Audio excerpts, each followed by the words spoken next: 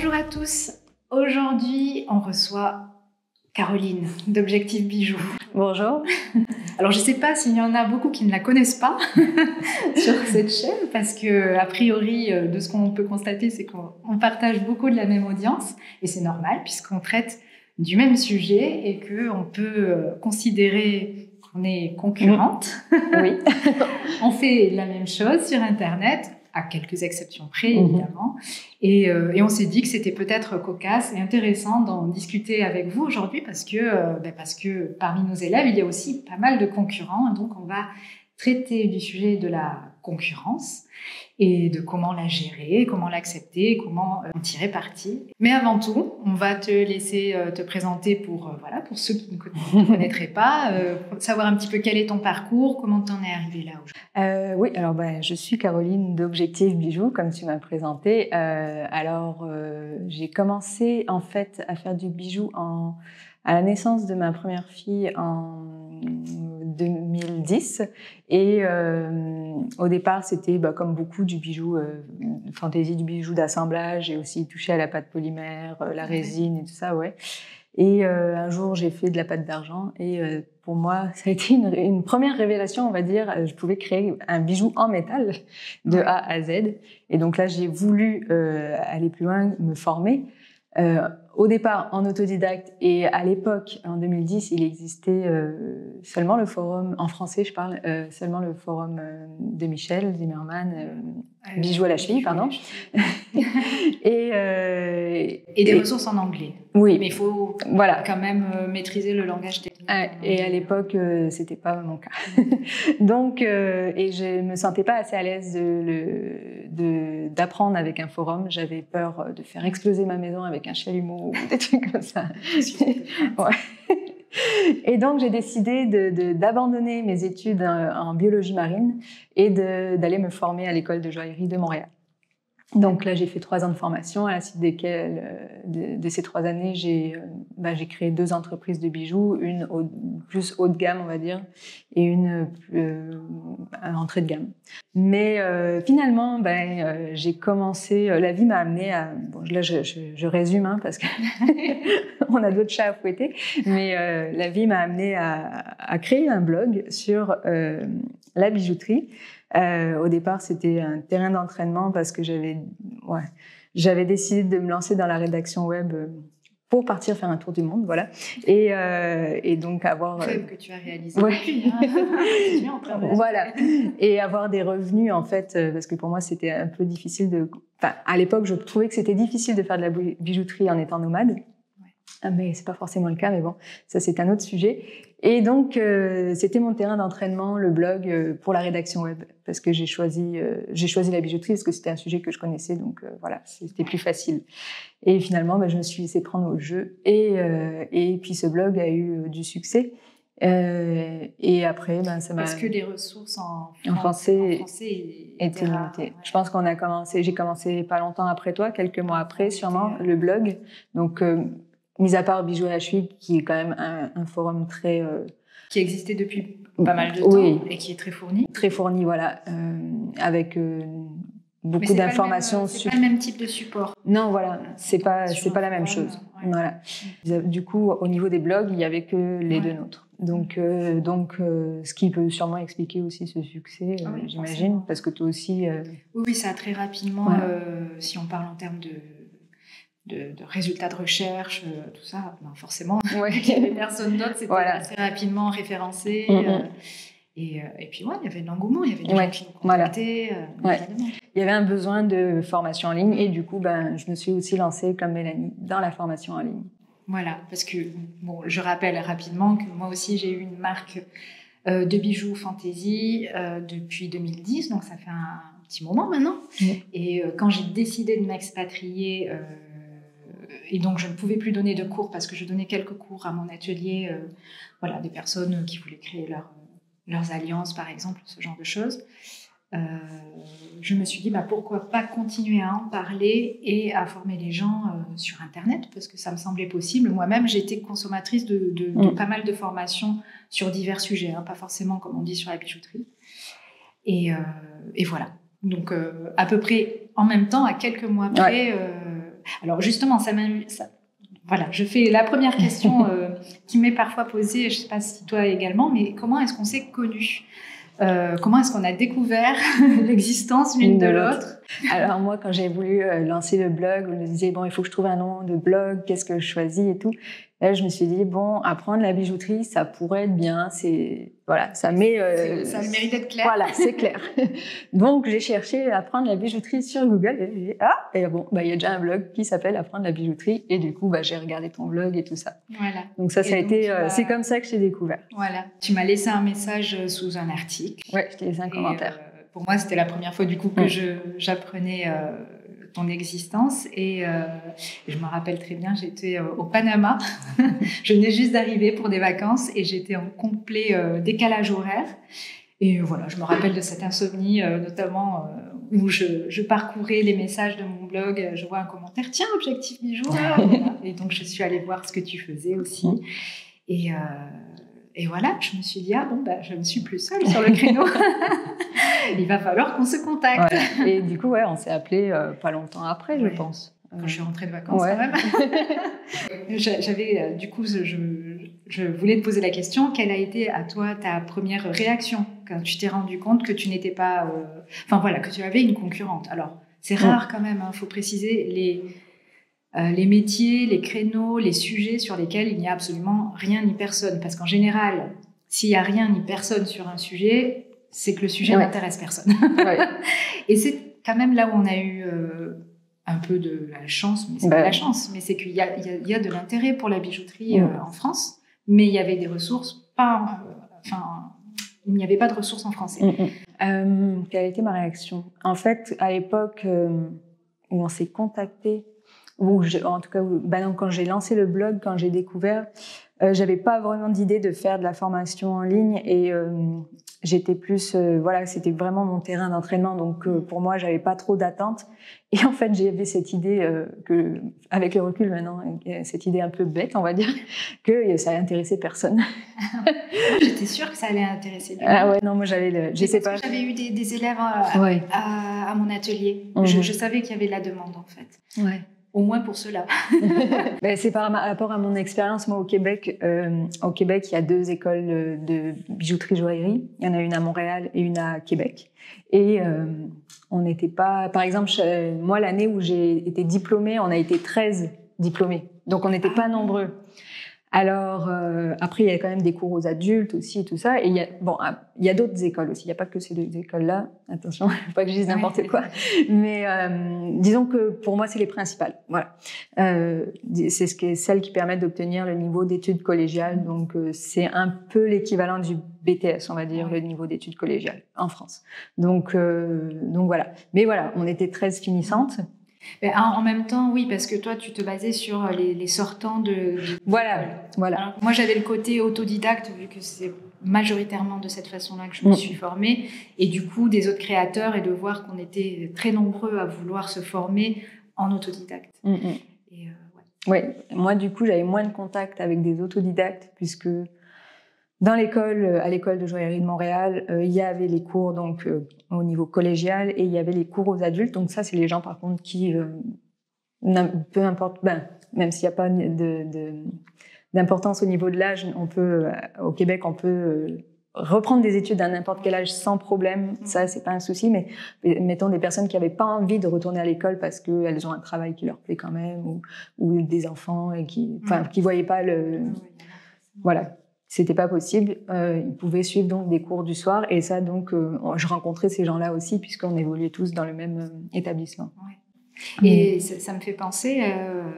Est-ce que je sais pas parce qu'en même temps tu connais pas peut-être aussi bien le marché français vu que tu es du Québec. Mais est-ce que tu dirais qu'au Québec il y a moins de créateurs de bijoux comme on peut le voir en France? Il y a moins de concurrence justement ou est-ce que c'est moins développé? Non, je pense que c'est la même chose qu'en France, c'est juste qu'on a une population beaucoup plus petite. Ouais. Il y a maintenant, il doit y avoir 8 millions d'habitants au Québec. Le pays est beaucoup plus grand, mais beaucoup moins de personnes. Mais au niveau, on va dire, en termes de pourcentage, je pense que c'est la même chose. Si tu prends un marché d'artisans, parce que moi, j'ai organisé des marchés d'artisans, quand on recevait les candidatures, je pense que au moins 50% des candidatures, au moins, c'était du bijou. Pour avoir fait une boutique éphémère aussi, on s'était rendu compte en faisant les sélections de créateurs que pour nous, c'était presque 90% des postulants étaient dans le bijou. Voilà, donc c'est sûr que c'est un créneau qui est demandé, très exploité. Porteur, très exploité, mais ça ne veut pas pour autant dire qu'il est saturé. Non.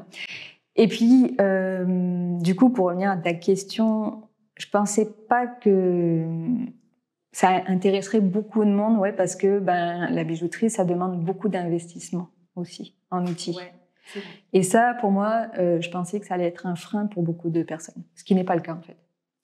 Oui, parce qu'on peut commencer petit. Oui, petit à petit. Avec un petit investissement et puis faire selon ses envies. C'est vrai. Ouais, effectivement. Moi, je sais que quand j'ai été donc rencontrée, enfin, en tout cas, découverte, bêtement, je me disais, elle est au Québec, donc c'est cool, elle fera le Québec. Moi, je ferai la France sans penser qu'Internet, c'est complètement international. Donc, je me suis pas braquée, je me suis dit, tiens, ce serait intéressant. Alors, c'est vrai qu'une des premières pensées que j'ai eues, c'est, il faut absolument qu'on se contacte pour pas qu'on fasse la même chose. Et d'ailleurs, ça amène du coup à la question suivante, qui est, comment est-ce qu'on s'est, adapter ou arranger entre nous pour essayer de, tout simplement de pas proposer la même chose, d'avoir, voilà. Qu'est-ce qui s'est passé? Alors, je pense qu'au moment où on s'est appelé, parce que c'était pas au début de mon blog, et je pense qu'au moment où on s'est appelé, là, j'envisageais de faire la formation en ligne. Oui, moi je me rappelle la première fois que j'ai eu le téléphone, on a parlé formation. Donc c'était quand même plus tard. On s'est appelé et moi je t'avais expliqué que toutes les deux, en fait, on était sur le même créneau dans le sens qu'on voulait commencer avec des formations pour débutants. Voilà, on s'est rendu compte. Oui, voilà, c'est drôle parce que j'ai pas repensé, mais on s'est rendu compte qu'on voulait faire la même chose au niveau formation. Donc moi aussi j'avais cette idée, toi tu avais cette idée, tu étais un peu plus avancée que moi parce que entre-temps moi j'avais déménagé et tout ça et c'était le bordel. Clairement, j'ai pris du retard, mais bon ça, la procrastination aussi, on me connaît bien. C'est pour tout le monde pareil, je pense. Et puis finalement on s'est dit clairement qu'on pouvait pas ne pas proposer une formation de base. Non, ça c'était évident. Ça nous semblait évident qu'on ne pouvait pas passer outre l'une comme l'autre, surtout qu'on avait commencé à y travailler dessus. Donc, on se disait, mais comment est-ce qu'il... Enfin, voilà, on s'est tout simplement posé la question de se dire, il faudrait qu'on arrive à être complémentaires plutôt que frontal, puisque, a priori, on était toujours que deux dans ce créneau-là. Et du coup, après, ça s'est fait... Mais ça s'est fait assez naturellement. En fait, je pense que, comme je l'ai sorti avant, je pense que c'est surtout toi qui t'es adaptée, en fait, au final. Moi, ça m'allait bien, je vais te dire, parce que j'avais très peur. Alors, c'est ça aussi, c'est que j'ai tiré parti de son expérience.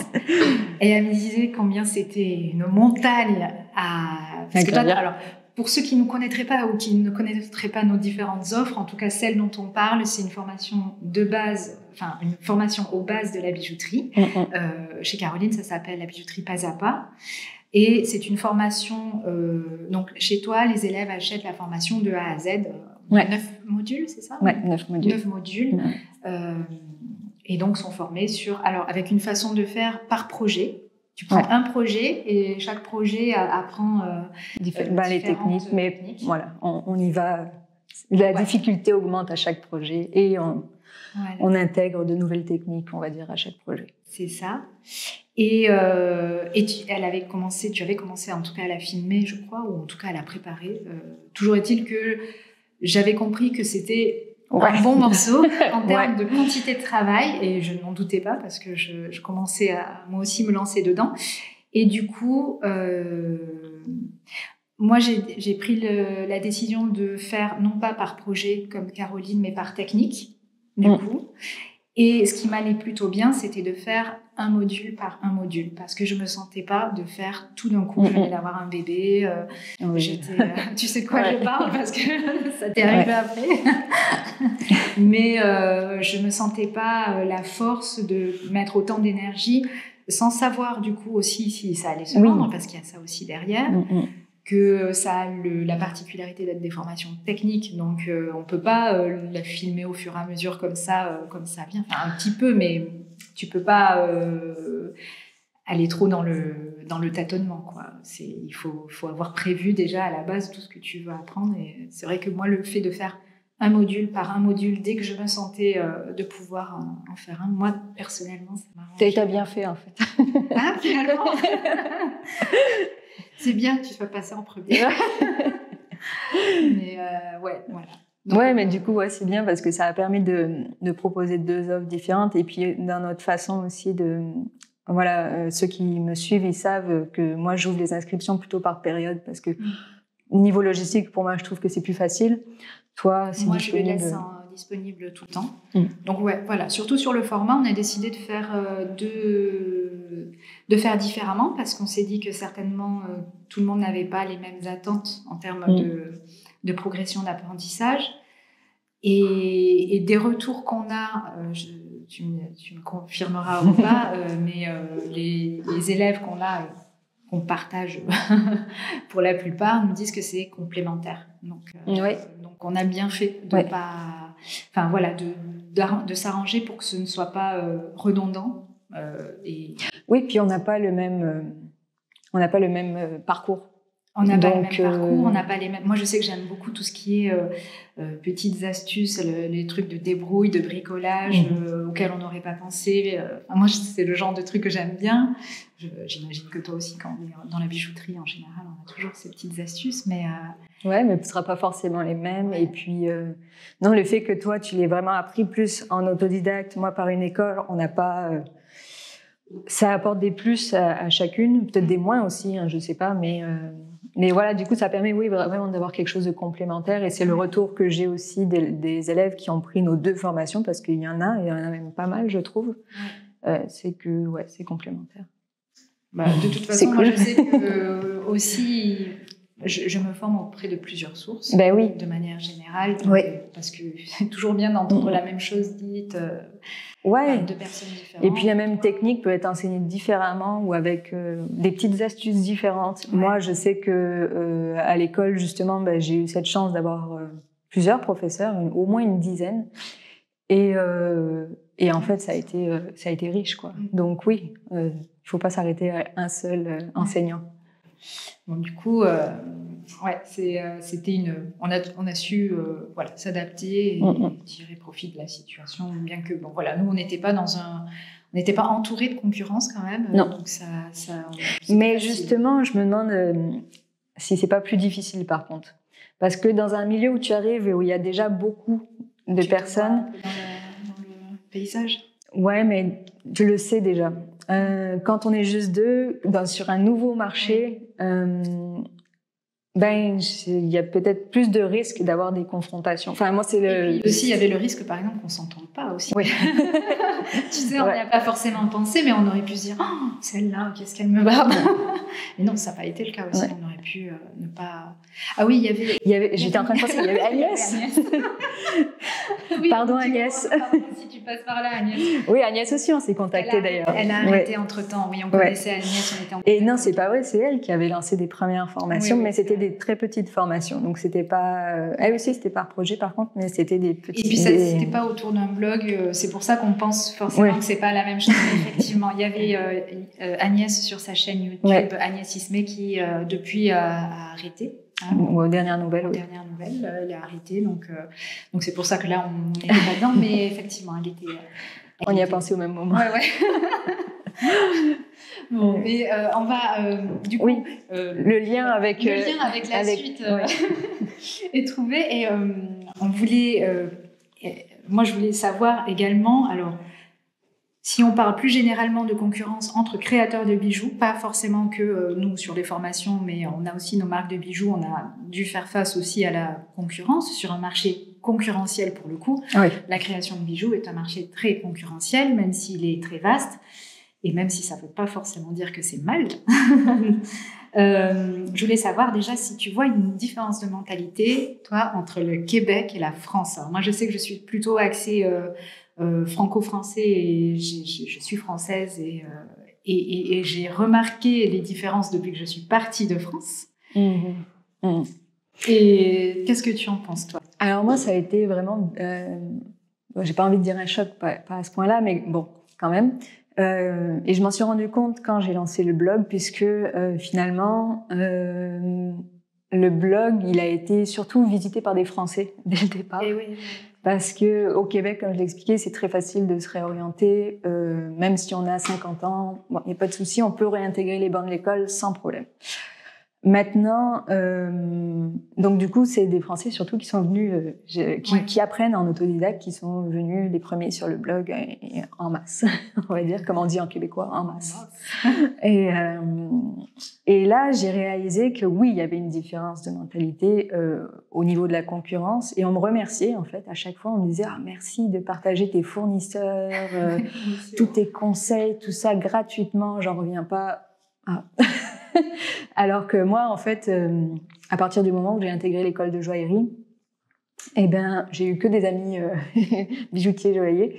Et en fait, à chaque fois qu'on avait besoin de savoir où trouver tel apprêt ou tel matériau ou tel genre de pierre, oui, c'était tout de suite. Je voyais qu'une de mes amies qui faisait quelque chose et voilà, qui s'était acheté un outil. Ah, tu l'as acheté où? Ah, à tel endroit. Ok, on peut peut-être passer commande ensemble. Comme ça, on partage les frais de port. Enfin, voilà, il y a toujours eu de l'entraide. Mes professeurs n'ont jamais gardé d'informations pour eux. En même temps que s'ils sont profs... Ouais, mais ça peut arriver, apparemment. Ça peut arriver, apparemment. Et même après mes cours, quand j'ai été diplômée, en fait, je pouvais encore aller les voir et leur poser des questions, et pas de problème. Et ouais. Moi, les rares fois où, effectivement, quelqu'un m'ouvrait, par exemple, son carnet d'adresse ou me donnait le nom d'un fournisseur, d'un doreur, j'étais un peu estomaquée de sa gentillesse. En France, je parle. Et je me disais, waouh, j'osais à peine le demander. Et, c'est vrai que c'est pas quelque chose de très. Enfin, c'est quelque chose qui fait peur, je pense, la concurrence en France, beaucoup plus qu'en Amérique du Nord. Moi, je peux parler pour l'Amérique du Nord, parce qu'après, le Québec, même si c'est francophone, la mentalité est quand même beaucoup plus nord-américaine. Voilà. Oui, et comme tu disais aussi depuis qu'on fait des formations, moi aussi, parfois, j'ai même des amies créatrices de bijoux qui m'ont dit « Mais t'as pas peur de tout donner ?» Et peur de quoi? Enfin, c'est vrai que moi, j'ai particulièrement évolué sur ce sujet-là. J'ai toujours été plus ou moins relax face à ça. Après, c'est vrai que je n'aime pas, par exemple, quand on vient et qu'on me demande tout de suite c'est quoi tes fournisseurs, par exemple, que ce soit une créatrice, n'importe qui, ton secret de fabrication. Qu'on vienne comme ça sans me connaître, sans de but en blanc, juste pour... c'est un truc qui tout de suite me... Voilà, mais en tout cas, j'ai pas de problème à le donner, par exemple, à mes amis ou à des personnes avec qui mes élèves, des personnes avec qui j'ai sympathisé ou une collègue de stand sur un marché de créateurs. C'est pas... j'ai pas de problème. C'est juste l'approche qui me... Oui, ça dépend comment tu es approché, peut-être. À froid. Voilà, à froid, voilà. C'est plus la manière d'approcher les gens que vraiment le contenu. Moi, je pars du principe, en fait, que c'est pas les connaissances ou même les matériaux ou quoi qui nous appartiennent, c'est vraiment ce qu'on va en faire. Donc, on peut avoir le même fournisseur, on fera pas forcément les mêmes choses. Exactement. On peut utiliser les mêmes métaux, on fera pas les mêmes choses. On peut utiliser... on utilise tous, le sciage, le limage et tout ça. On va pas faire la même chose. Et même dans les techniques plus pointues, je sais pas moi, la gravure ou toutes ces techniques vraiment plus spécialisées, on fera pas la même chose non plus, à moins de vraiment se copier. Enfin, que quelqu'un vraiment décide de copier. Après, on peut avoir quand même des choses similaires parce que on est tous inspirés. Je veux dire, on vit dans un monde où il y a des tendances, voilà. Et justement, la question suivante, c'est pourquoi est-ce qu'on craint la concurrence? Pourquoi est-ce qu'on a peur je sais pas, mais moi j'ai beaucoup d'élèves qui me disent « Ouais, mais j'hésite à me lancer, il y a déjà tellement de concurrence. » Quelle est la peur derrière ça? Mais moi, là je vais sortir du cadre là, mais moi je pense que ça vient de loin. Je pense que ça vient, mais ça c'est mon opinion personnelle de par mon expérience personnelle familiale, c'est que à l'heure actuelle, tu le sais, je fais l'école à la maison. Enfin, ça fait 2 ans que mes enfants sont en instruction en famille. Et donc, je me suis beaucoup intéressée au sujet de tout ce qui est apprentissage et tout ce qui englobe tout ça. Et en fait, le problème quand on est petit, c'est que souvent, ben voilà, on va à l'école. C'est pas tant un problème, mais le problème de l'école, c'est que dès tout petit, on nous met en concurrence. On est noté, il y a des premiers de classe, il y a tout ça. Ouais. Et moi, je pense que ça vient quelque part un peu de là. Il n'y a peut-être pas que ça. Mais... Je pense qu'il y a beaucoup, du coup, ça dérive sur ce que l'autre a, il me le prend à moi. Voilà. Je peux pas... On peut pas être de premier, par exemple, voilà. Et oui, si ce client m'achète un bijou, non, si ce client t'achète un bijou, il l'achètera pas à moi, alors que c'est pas vrai. C'est totalement faux. Ouais. Ça, on s'en rend compte maintenant, peut-être un peu avec l'expérience, avec les années, avec les différentes expériences qu'on a eues avec nos marques. Mais effectivement, je pense qu'il y a d'abord une peur. Alors, à ne pas confondre aussi avec la copie, parce qu'il y a une différence entre avoir quelqu'un qui concourt sur le même, on va dire, dans le même terrain de jeu, c'est-à-dire qu'il fait des bijoux et qui les vend à une clientèle qui serait la même que la nôtre. Il y a une différence entre ça et quelqu'un qui copierait absolument tout, nos créations, notre univers. Mais là, c'est pas pareil. C'est pas la même chose. Et effectivement, que la copie, c'est pas souhaitable, et que en général, il y a fort à parier que quelqu'un qui copierait ne serait-ce qu'un élément de nos bijoux, durerait pas longtemps, parce qu'en général, c'est du travail de longue haleine, tout simplement. Sur le long terme, c'est pas faisable. Et si c'était le cas, je pense que de toute façon, ça on le sait, il y a des actions à mener. Oui. Mais là, on parle de concurrence dans le sens où 2 marques plus ou moins distinctes sont sur le même marché, ils sont sur le même créneau. Et effectivement, je pense avec le recul maintenant que c'est plus complémentaire, un peu comme nous, que délétère, en fait, de pouvoir proposer des choses, même si elles sont dans dans la même tendance.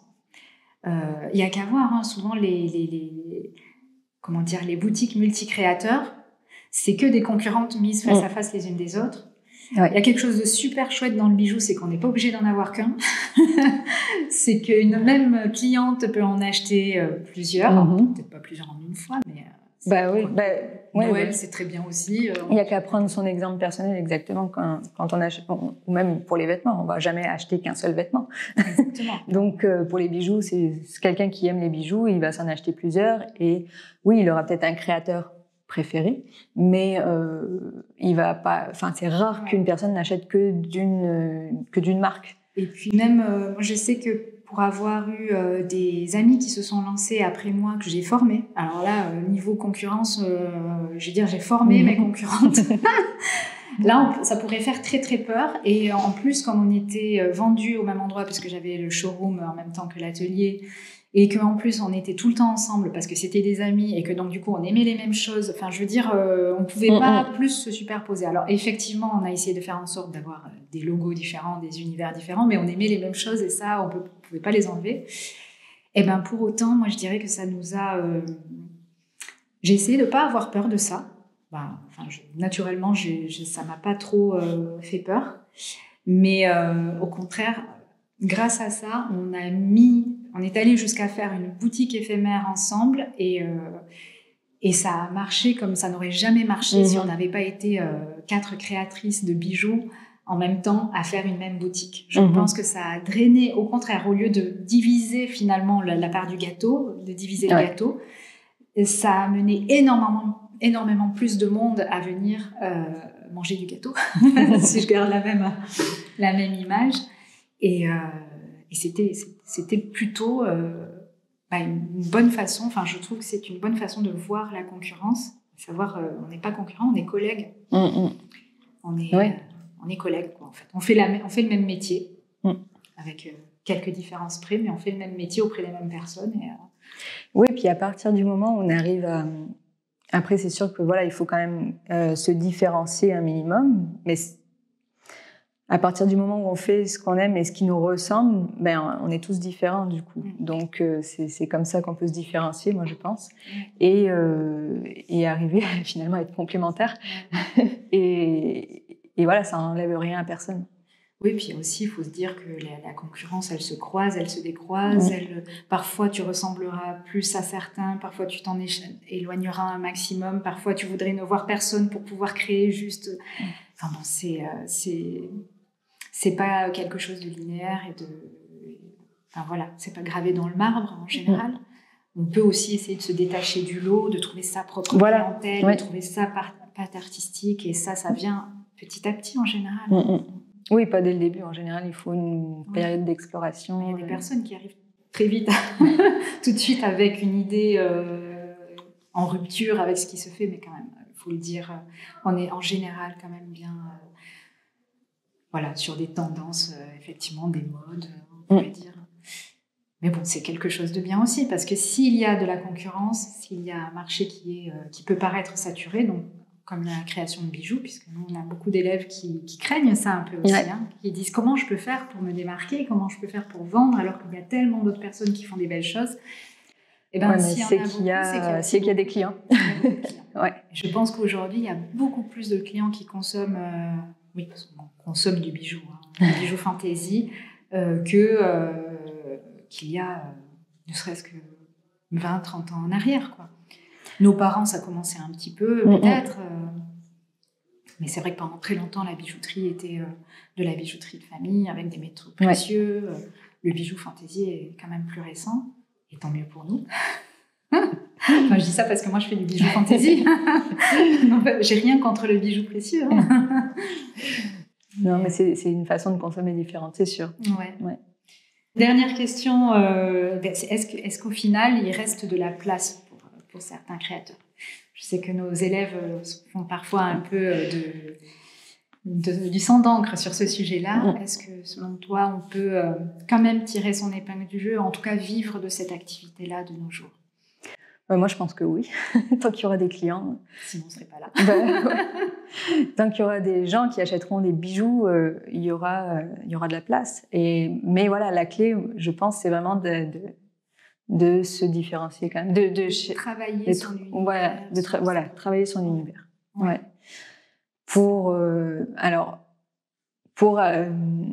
Non, la copie, encore une fois, c'est quelque chose à part, mais travailler son univers, c'est important. Et parce que les gens achètent pas un produit, ça aussi, c'est important à comprendre. Ils vont acheter, un univers, je pense. Vraiment. C'est vrai qu'on en parle de plus en plus de toutes ces pratiques marketing qui font qu'on vend un sentiment, une émotion. Voilà. Souvent plutôt qu'un produit. C'est pareil pour le bijou. Et donc, puis, il y a aussi beaucoup plus de sensibilisation à l'artisanat ces dernières années. Et ça, on peut vraiment s'appuyer dessus. Sur cette vague. C'est tant mieux. C'est une chance. Et les gens sont de plus en plus conscients aussi de ce qu'est le fait main versus tout ce qui est produit à la chaîne dans d'autres pays. Il y a vraiment une prise de conscience sur ça et c'est bénéfique, c'est tant mieux. Il faut arriver finalement à s'appuyer sur ce qui... à la base peut faire peur, c'est-à-dire d'avoir d'autres personnes qui font les mêmes choses. Et bien justement, il faut arriver à se regrouper pour en tirer profit, faire des salons de créateurs, faire des événements ensemble. Et puis on l'a vu là avec le Covid et tout ça. Moi, vraiment, j'incitais les gens à prendre appui sur les autres en fait créateurs, parce que encore une fois, c'est pas des concurrents, c'est des collègues. Et si on le voit de cette façon-là, on peut vraiment essayer de se pousser tous vers le haut. Et puis, oui, puis surtout qu'on est tous, on vit tous la même réalité. J'avais quelqu'un qui me posait la question récemment, comment on fait quand tout notre entourage ne comprend pas notre projet de se lancer dans la bijouterie, de créer son entreprise et de devenir artisan. Moi, je pense qu'il faut se couper de ça. Et puis, de ceux qui comprennent. Donc, si on voit les autres artisans bijoutiers comme des concurrents qu'il faut absolument éviter, famille, presque. Voilà. C'est pour ce que je dis. il vaut mieux s'entourer de personnes voilà, qui ont la même réalité que nous et tout ça. Ouais. C'est trop dommage de se tirer dans les pattes alors qu'on a besoin de s'appuyer sur d'autres personnes qui vivent la même chose que nous. Et voilà, pas que dans la bijouterie hein, d'ailleurs. Hein. Je veux dire, dans des tas de domaines, c'est le cas. Après, voilà. Oui, en fait, c'est pareil dans tous les domaines. D'ailleurs, c'est pour ça qu'on a commencé par le blogging. Mais la concurrence, c'est ça. C'est pareil ici. Ne serait-ce que quand on a commencé par un blog, toi et moi, si on avait compté le nombre de blogs qui existent, et pas que sur le sujet, mais je veux dire, les blogs, il y en a des millions, alors qu'il y a effectivement 10 ans, 20 ans en arrière, des blogs, il y en avait beaucoup moins. Et s'il y en a beaucoup, c'est qu'il y a plus de personnes qui lisent des blogs, il y a plus de personnes qui font des recherches sur Google, et donc qui trouvent des sujets, des articles, ce genre de choses. Donc, ouais, effectivement, si on s'était arrêté sur le fait qu'il y ait déjà beaucoup trop d'articles publiés, on n'aurait pas fait, tout simplement. Exactement. Oui. Bon, mais écoute, je pense qu'on va arrêter là cette conversation parce qu'on pourrait encore continuer des heures. On va les continuer en off. Et ben, écoute, merci beaucoup Caroline d'être venue dans mon atelier d'ailleurs tout neuf, tout joli. Elle étraîne mon nouvel atelier. Merci de m'avoir invitée. Et ben de rien. Et puis au plaisir de se croiser ici ou là puisque Caroline vadrouille en ce moment. Elle est donc là aujourd'hui au Portugal avec moi et voilà. N'hésitez pas aussi à aller sur sa chaîne. Parce qu'on vient de filmer également une vidéo pour sa chaîne au sujet de la vente en boutique et c'est très intéressant aussi. Donc Objectif Bijoux. Vous pouvez, je mettrai le lien de toute façon en barre d'infos. Merci. Merci à toi. À plus tard. Salut.